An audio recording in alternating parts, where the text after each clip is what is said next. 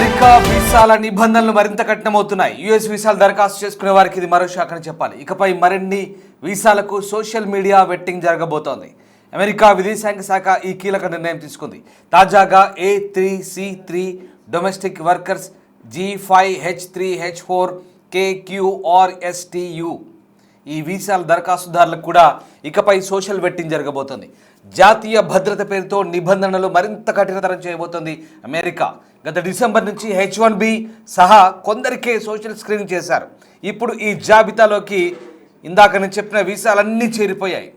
అంటే ఆయా వీసాల నిబంధనలు కఠినతరం చేయడం అంటే social vetting in the sense కంప్లీట్గా సోషల్ మీడియాలో వాళ్ళ వ్యవహార శైలి, అలాగే ఏవైనా అమెరికా జాతీయ భద్రతకు గందరగోళం కలిగించే అంశాల్లో పాలు పంచుకుంటున్నారా, లేదా ఇతరత్ర సంఘ విద్రోహక చర్యలకు సంబంధించి కానీ, లేదా అనవసర ఆందోళనలకు సంబంధించి కానీ ఏదైనా యాక్టివ్గా ఉన్నారా అనే అంశాలపై ప్రధానంగా దృష్టి పెట్టబోతున్నారు. ఇక నుంచి అవన్నీ కూడా ప్రైవేట్ నుంచి పబ్లిక్ చేయాల్సి ఉంటుంది. ఏ సోషల్ మీడియా ఖాతా అయినా అమెరికాకు వెళ్ళాలనుకునే వాళ్ళ సోషల్ మీడియా ఖాతాలన్నీ కూడా ప్రైవేట్లో పెట్టుకుంటే కుదరదు. ఇక నుంచి అవన్నీ కూడా పబ్లిక్ చేయాల్సి ఉంటుంది.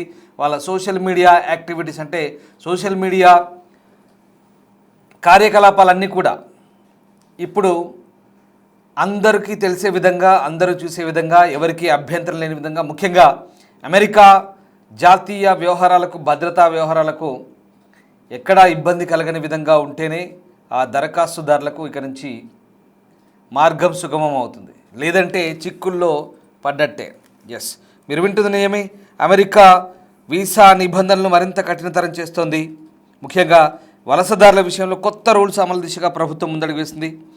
ప్రెసిడెంట్ ట్రంప్ అధికారంలోకి వచ్చిన తర్వాత నుంచే వలస విధానాల్లో కట్టుదిట్టమైన మార్పులు చోటు చేసుకుంటున్నాయి. ఇప్పటికే H1B వంటి ముఖ్యమైన వీసాలపై సోషల్ మీడియా వెట్టింగ్ను అమలు చేస్తున్న విషయం తెలిసిందే. ఇప్పుడు ఈ విధానాన్ని మరిన్ని వీసా కేటగిరీలకు కూడా విస్తరించారు. ఇప్పుడు మార్చి 30 నుంచి ఈ కొత్త రూల్స్ అమల్లోకి రాబోతున్నాయి. సో మొత్తం మీద సోషల్ మీడియా వెట్టింగ్ వ్యవహారం ఇప్పుడు మరోసారి సంచలనంగా మారబోతుంది. అమెరికా ఈ కొత్త నిబంధనలను 30వ తారీఖు నుంచి అమల్లోకి తీసుకురాబోతున్నట్టుగా అమెరికా విదేశాంగ శాఖ ప్రకటించింది. ఇప్పటి వరకు కొన్ని వీసాలకు మాత్రమే పరిమితమైన సోషల్ మీడియా వెట్టింగ్ను ఇకపై నుంచి A3C3 అంటే డొమెస్టిక్ వర్కర్లు, G5 అలాగే H3H4 H3 dependents, KQRST visa, you visa ఇలాంటి వాళ్ళన్నిటికీ దరఖాస్తు చేసుకునే వారికి కూడా తప్పనిసరి చేశారు. జాతీయ భద్రతా దృష్ట్యా గత ఏడాది ఈ విధానాన్ని ప్రవేశపెట్టింది అమెరికా ప్రభుత్వం. డిసెంబర్ నుంచి కూడా H1B, H4F అలాగే MJ వీసాలకు అప్లై చేసే వారి ఆన్లైన్ కార్యకలాపాలను ఇప్పటికే క్షుణ్ణంగా పరిశీలిస్తోంది. అసలు సోషల్ మీడియా వెట్టింగ్ అంటే ఏంటంటే వీసా దరఖాస్తుదారులకు అనుమతి ఇవ్వాలా లేదా అన్నది నిర్ణయించడానికి వారి సోషల్ మీడియా యాక్టివిటీని అధికారులు పూర్తిగా పరిశీలిస్తారు. ఇదే అసలు విషయం ఇక్కడే ఉంది. ఎందుకంటే అమెరికాలో అడ్డగోలుగా దూరి ఇష్టం ఉన్నట్టుగా అక్కడి ఆందోళన కార్యకలాపాల్లో పాల్పంచుకోవడం, లేదా రెచ్చగొట్టే విధంగా సోషల్ మీడియాను ఉపయోగించుకోవడం, లేదా అడ్డగోలు వ్యవహారాలతో అనవసరంగా రాద్ధాంతాలు సృష్టించే వారికి ఇక్కడే అడ్డుకట్టపడుతుంది. సో ఇక్కడ ఏం జరుగుతుంది మరి, అసలు ఏంటి వెట్టింగ్ ఏంటి, ఆ రూల్స్ ఏంటి, ఎలా వాటిని ఫాలో అవ్వాలి? ఎగ్జాక్ట్లీ దరఖాస్తుదారుల ఫేస్బుక్ కానీ, ట్విట్టర్ కానీ, ఇన్స్టాగ్రామ్ వంటి ఖాతాల్లో వారు చేసే పోస్టులు, పేర్లు, కామెంట్లు అన్నింటినీ స్కాన్ చేస్తారు. ఈ పరిశీలన తర్వాత వీసా మంజూరు చేయాలా వద్దా అనేది నిర్ణయిస్తారు. ఇందుకోసం అభ్యర్థులు తమ సోషల్ మీడియా ఖాతాల ప్రైవసీ సెట్టింగ్స్ను ప్రైవేట్ నుంచి పబ్లిక్గా మార్చాల్సి ఉంటుంది. వారు ఏ విధమైన కంటెంట్ను పంచుకుంటున్నారు, అది అమెరికా భద్రతకు ఎలాంటి ముప్పు కలిగిస్తుందనే కోణంలో కూడా సమగ్రంగా తనిఖీలు నిర్వహిస్తారు. ఇది అసలు విషయం. ఇది ఇక్కడే మొత్తం వ్యవహారం దాగింది. సో ప్రధానంగా ఇప్పుడు మొన్నటి వరకు H1B వరకు మాత్రమే ఉన్న ఈ వ్యవహారం అంతా కూడా ఇక నుంచి దాదాపుగా చాలా వీసాలకు వర్తించే అవకాశం కనిపిస్తోంది. సో ఆ రకంగా చాలా కఠినంగా వ్యవహరించే అవకాశం కనిపిస్తోంది. వీసా కేటగిరీలను ఈ మార్చి 30 నుంచి కొత్త రూల్స్ అమల్లోకి రానున్నట్టుగా విదేశాంగ శాఖ చెప్తోంది. ఇక గతేడాది జాతీయ భద్రత పేరుతో ఈ నిబంధన అమెరికా తీసుకొచ్చింది. గత డిసెంబర్ నుంచి H1B, H4, FMJ వీసాల దరఖాస్తు చేసిన వారికి ఇదంతా కూడా వర్తింపజేశారు. కానీ ఇప్పుడు దాదాపుగా ఎక్కువ శాతం కేటగిరీ వీసాలకు ఇది వర్తింపజేసే అవకాశం ఉంది కాదు, వర్తింప చేస్తున్నారు. ఆల్రెడీ 30 తారీఖు నుంచి ఇది అమల్లోకి రాబోతుంది.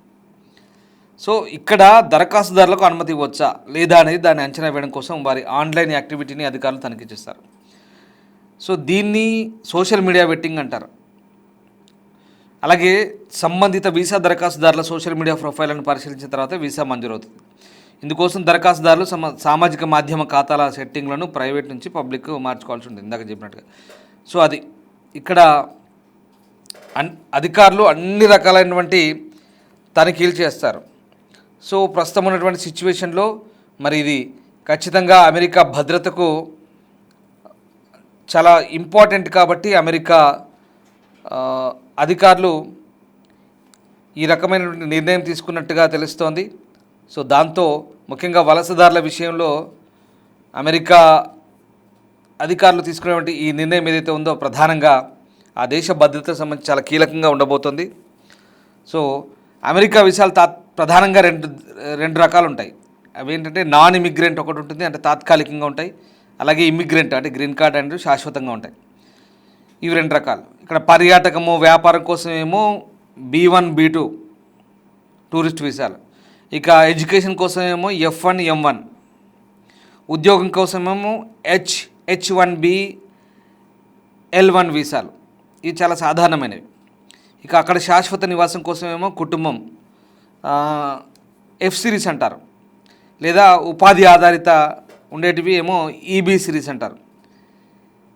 వీటికి గ్రీన్ కార్డులు ఇస్తారు. సో ఆ రకంగా ప్రధానంగా మనకు నాన్ ఇమిగ్రెంట్ వీసాలు ఏముంటాయి అంటే తాత్కాలికంగా ఇచ్చేటి B1, B2 పర్యాటకం, కుటుంబ సభ్యులను కలవడము లేదా ట్రీట్మెంట్ కోసం పోవడం, ఇవన్నీ B2 అంటారు. లేదా వ్యాపార సమావేశాలు, ఇక్కడ మీటింగులు ఉంటే అమెరికాలో ఒప్పందాల కోసము, లేదా మనోళ్ళు పోతారు చూడండి, ఈవెంట్లకు పోతుంటారు, ఆట తాన నాట పాట అనుకుంటూ పోతారు కదా. సో అటువంటి వాటికి B1. ఇక్కడ విద్యార్థులకు స్టూడెంట్ వీసా ఏమో F1 వీసా, M1 వీసా. చదువుకోవడానికి అమెరికాలో చదువుకోవడానికి ఏమో F1, లేదా ఇక్కడ టెక్నికల్ కోర్సెస్ ఉంటాయి కదా, వృత్తిపరమైన లేదా సాంకేతిక కోర్సుల కోసమేమో M1. ఇక H1B ఇది చాలా కీలకమైనది. ఇప్పుడు మనకు చర్చ అంతా ఇక్కడే. H1B అంటే IT ఇంజనీరింగ్ వంటి నైపుణ్యం కలిగిన ఉద్యోగుల కోసం, అక్కడ ఉద్యోగాల కోసం సాఫ్ట్వేర్ ఇంజనీర్లు పోతారు కదా, అది H1B. ఇక L1 ఇంట్రా కంపెనీ బదిలీ, అంటే అదే కంపెనీలో ఒక దేశం నుంచి అమెరికా బ్రాంచ్కు బదిలయ్యే మేనేజర్లు, నిపుణులు. వీళ్ళు కూడా సాఫ్ట్వేర్ అనుకోండి, బట్ ఇంటర్ ట్రాన్స్ఫర్లు ఉంటాయి. ఇప్పుడు ఇండియాలో ఉద్యోగం చేస్తున్నాడు ఒక ప్రముఖ కంపెనీలో, అదొక పెద్ద కంపెనీ, సపోజ్ గూగుల్, అమెజాన్ అనుకోండి. ఇండియా ఎంప్లాయీని అమెరికాలో అక్కడికి వాళ్ళు అమెరికాకు బదిలీ చేశారనుకుంటాం, ఇంటర్ ట్రాన్స్ఫర్ అనుకోండి, లేదా డిప్యూటేషన్ మీద వేశారనుకో. సో అక్కడ L1 వీసా కావాలి, ఇంట్రా కంపెనీ ట్రాన్స్ఫర్ అంటారు. ఇక్కడ H4 H1B వీసాదారుల కుటుంబ సభ్యులకు, భార్య పిల్లకంటే ఇక్కడ డిపెండెంట్ అంటారు H4 ఇది. ఇక J1 లేదా JQ ఎక్స్చేంజ్ విజిటర్, ఇక్కడ ఏమవుతుందంటే సాంస్కృతిక మార్పిడి లేదా శిక్షణ కార్యక్రమాల కోసం J వీసా. సో ఇక్కడ కూడా కొన్ని ఈవెంట్లకు సంబంధించి వీళ్ళు కూడా ఈ J వీసా కిందకి వస్తారు. అలాగే ఇమిగ్రెంట్ వీసాలు శాశ్వతంగా కుటుంబ ఆధారిత ఫ్యామిలీ బేస్డ్ అమెరికా పౌరుల సమీప బంధువులకు, భార్య పిల్లలు తల్లిదండ్రులకు ఇది కూడా డిపెండెంట్ వీసా కిందకి వస్తుంది. F1, F2A, F2B, F3, F4. So ఇక్కడ ఇవి కుటుంబ ఆధారిత వీసాలు. సో ఉపాధి ఆధారిత అంటే ఎంప్లాయ్మెంట్ బేస్డ్ నైపుణ్యం కలిగిన ఉద్యోగులు, ఇలా EB1, EB2, EB3, EB4, EB5 అంటే ఇక్కడ ఇన్వెస్టర్లకు కూడా ఉంటాయి అనుకోండి ఈ కేటగిరీలు. దీని కింద గ్రీన్ కార్డు కూడా పొందొచ్చు. సో ఇంకా ఇవి కాకుండా K1, K3 అమెరికా పౌరుడిని పెళ్లి చేసుకోబోయే వారి భార్య పిల్లలకు, పెళ్లి చేసుకోబోయే వారికి భార్యలకు, అంటే అక్కడి పౌరుడిని పెళ్లి చేసుకున్న ఇక్కడ అమ్మాయిలకు K1, K3. ఇక R1, R2 మతపరమైన పనుల కోసం వెళ్ళేవారు, వారి కుటుంబ సభ్యులు. సో ఇది R1, R2 ఇది టోటల్గా ఇది. సో ఇక్కడ మనం ఈ చెప్పిన కేటగిరీల్లో ప్రధానంగా ఇందాక మనం చెప్పినట్టుగా వెరీ క్లియర్. ఇక్కడ ఎవరెవరికి తీస్తున్నారంటే A3, C3 డొమెస్టిక్ వర్కర్లు, G5, H5, H4, H3 dependents, KQRCTU ఇలాంటి వీసాలన్నిటికీ, అలాగే FMJ వీసాలకు అప్లై చేసిన వారికి వీళ్ళందరికీ కూడా. సో ఇక్కడ మీకు ఇప్పటిదాకా క్షుణ్ణంగా దీని గురించి వివరించాను. సో వీళ్ళందరికీ కూడా సోషల్ మీడియా స్క్రీనింగ్ అవుతుంది. సోషల్ మీడియా వెట్టింగ్ అంటే మీ సోషల్ మీడియా ఖాతాలను ఇక్కడ టోటల్గా స్క్రీన్ చేస్తారు.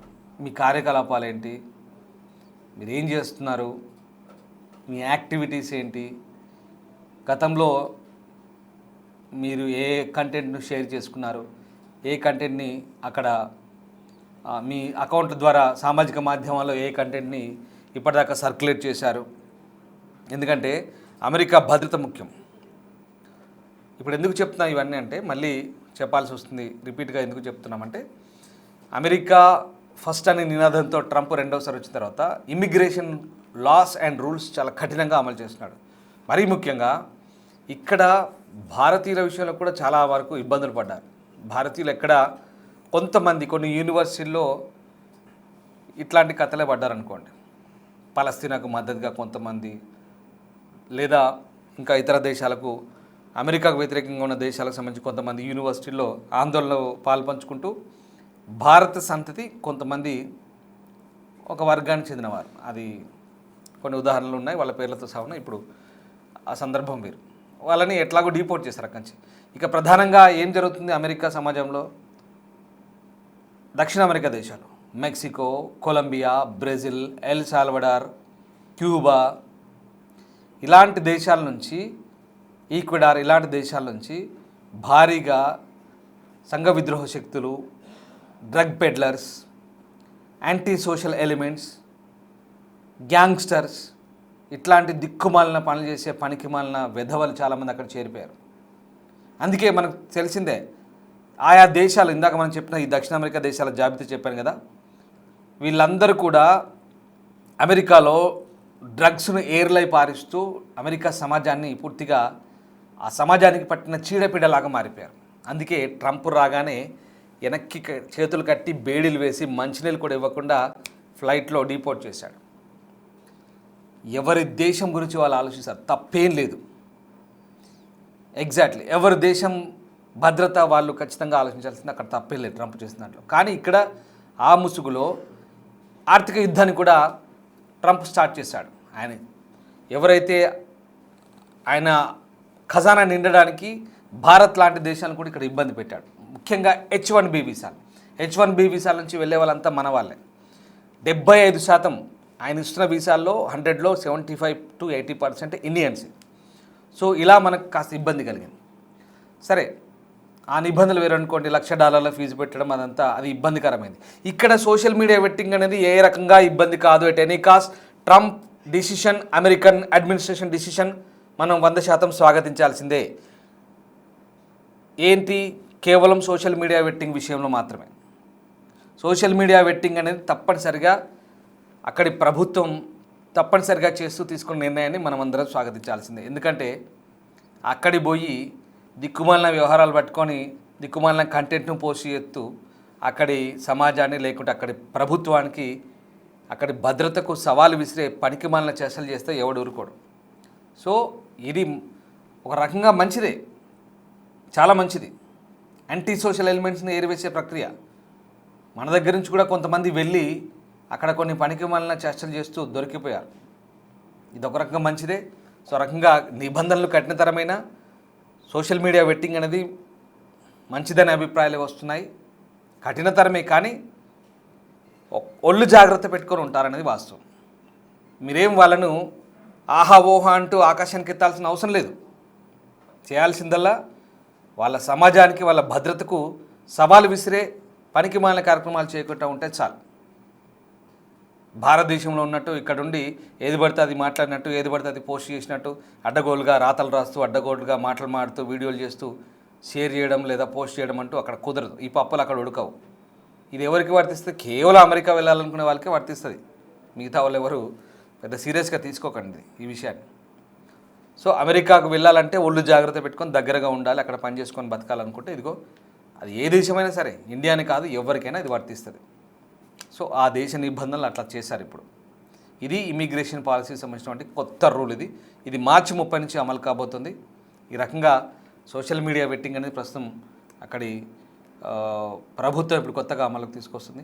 అసలు ఈ లొల్లంతా ఎందుకు, ఈ అనవసర రాద్ధాంతాలు ఎందుకు? మరి ఈ సోషల్ మీడియాలో పిచ్చి పిచ్చి కంటెంట్ పోస్ట్ చేస్తూ అడ్డగోలుగా రాతలు రాస్తూ మాట్లాడుతూ ఎందుకు అవసరమా? ఇన్స్టాగ్రామ్లను, ఫేస్బుక్లను, అదనో ఇదనో. భవిష్యత్తు ముఖ్యమండి, భవిష్యత్తు చూసుకోండి. అంటే ఇది ఎవరికో చెప్తారని ఎవరికి వర్తించాలో వారికి వర్తిస్తుంది. ఒకవేళ వెళ్ళాలనుకొని ఇలాంటి యాక్టివిటీస్లో కనుక పాలు పంచుకుంటే మీరు ఆ ఆలోచన విరమించుకోండి, అమెరికా డ్రీమ్ అనేది విరమించుకోండి. లేదు మేము ఇక్కడ కూర్చొని ఇష్టపడి రాస్తాం, పోస్టులు పెడతాం, నాకు నచ్చిన కంటెంట్ పెట్టుకుంటా, నా ప్లాట్ఫామ్ నా ఇష్టం అనుకుంటే అమెరికా పోవడానికి కుదరదు. ఇది పరిస్థితి. సో ఇది మార్చి 31వ తారీఖు నుంచి అమలులోకి రాబోతుంది. ఈ నిబంధనలకు సంబంధించి ఇప్పటికీ అమెరికా అయితే గైడ్లైన్స్ విడుదల చేసింది. సో ఈ నెల నుంచే ఇది స్పష్టంగా అమలు చేయబోతున్నట్లుగా అమెరికన్ ఎక్స్టర్నల్ అఫైర్స్ మినిస్ట్రీ చాలా క్లియర్గా అనౌన్స్ చేసింది. ఒక లుక్ వేయండి, ఎవరైనా అమెరికాకు వెళ్ళాలనుకునే వాళ్ళు ఈ నిబంధనలు ఖచ్చితంగా పాటించి తీరాల్సిందే. నిబంధనలు, అక్కడ ఉన్నటువంటి రూల్స్, ఆ జాబితా అంతా కూడా క్లియర్గా చదువుకోండి.